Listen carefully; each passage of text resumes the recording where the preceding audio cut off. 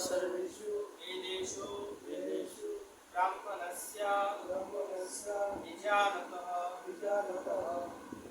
जवानर्थमुदूपानि सर्वत्र सम्पुतोदति तावान् सर्वेषु वेदेषु ब्राह्मणस्य विजानतः।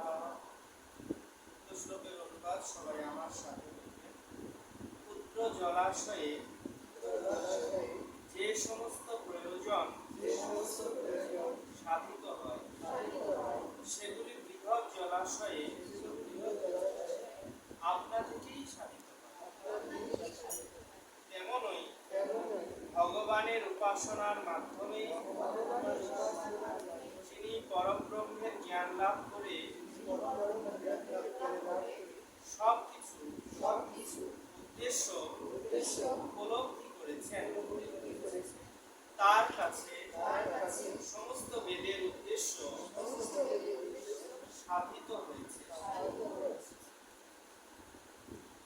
তো পরমেশ্বর ভগবান শ্রীকৃষ্ণ অর্জুনকে লক্ষ্য করে এই দিব্য জ্ঞান প্রদান করছেন। তিনি বললেন, যাবার অর্থ উদুপানি সর্বত সংপ্লুতোদতি। গৃহ কর্মের জন্য আগেকার দিনে পুকুর ব্যবহার করা হতো। তো পুকুরে যে কাজগুলি আমরা করি, যেমন কাপড় ধৌত করা, বাসন পরিষ্কার করা, নিজের স্নান সারা, এগুলো পুকুরে করি। তো পুকুরে যে কাজগুলো করা যায়, একটা বৃহৎ জলাশয় যদি আমাদের সামনে থাকে, তাহলে কি আলাদা করে পুকুর খনন করার দরকার থাকবে? কারণ ওই কাজগুলো ওই বৃহৎ জলাশয়ে আমাদের সাধিত হয়ে যাবে।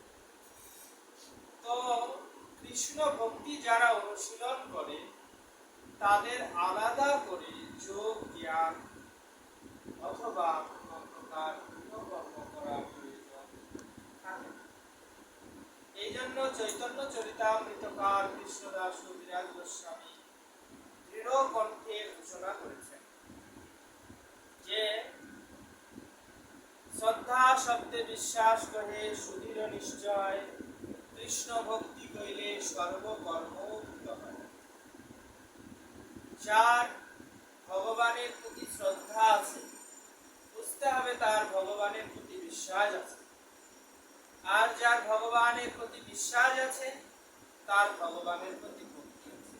কারণ বিশ্বাস যেটা, সেটাই শ্রদ্ধা, আর যেটাই শ্রদ্ধা সেটাই কিন্তু ভক্তি। তো কৃষ্ণ ভক্তি কইলে সর্বকর্মকৃত হয়, মানে আমরা যে কৃষ্ণ ভক্তির অনুশীলন করছি, আমাদেরকে আলাদা করে কোনো প্রকার যোগ অনুশীলনের প্রয়োজন নাই, আলাদা করে কোনো জ্ঞান চর্চা করার প্রয়োজন নাই, আলাদা করে কোনো প্রকার পূর্ণ কর্মের অনুষ্ঠান করার প্রয়োজন নাই। কেন? কৃষ্ণ ভক্তি কইলে সর্বকর্মকৃত হয়। কৃষ্ণ ভক্তি করলে সমস্ত কর্ম করা হয়ে যাচ্ছে। সে কথাই গীতায় এখানে বলছেন, তাবান সর্বেষু বেদেষু ব্রাহ্মণস্য বিজানতঃ। যখন কোন সত্যিকারের ব্রাহ্মণ, তিনি তাবান সর্বেষু বেদেষু, বেদের প্রকৃত অর্থকে হৃদয়ঙ্গম করতে পারে।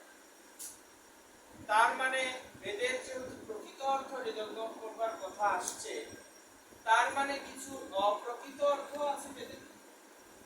সেই অপ্রকৃত অর্থগুলো কি?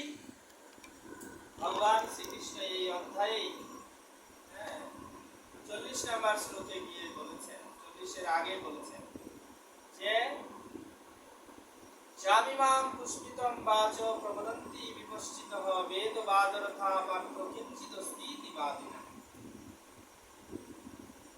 বেদে এমন কিছু পুষ্পিত বাক্য আছে যেগুলো মোহময়ী, মানুষের চিত্তকে আকর্ষণ করে, কিন্তু সেগুলো দ্বারা প্রভাবিত হলে মানুষ অল্প বুদ্ধি।